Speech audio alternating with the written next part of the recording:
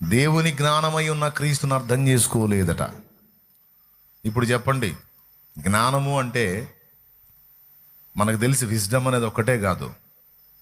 జ్ఞానము అనే పర్సన్ ఒకడు ఉన్నాడు, మిస్టర్ జ్ఞానం గారు.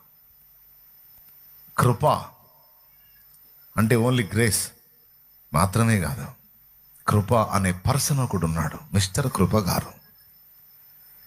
పరిశుద్ధాత్మ, కృపకు మూలమగు ఆత్మ. జ్ఞానము అనగానే మనలో ఉండే అనుభవం, ఆలోచన శక్తి అనుకోవద్దు. జ్ఞానం అంటే ఒక వ్యక్తి కూడా.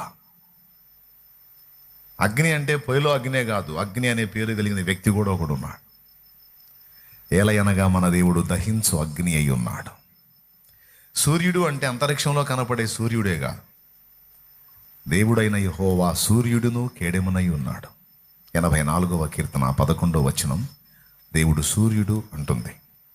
హెబ్రీ పత్రిక 12వ అధ్యాయం చివరి లైన్, 12వ అధ్యాయం చివరి లైన్, మన దేవుడు దహించు అగ్ని అయి ఉన్నాడు అంటుంది.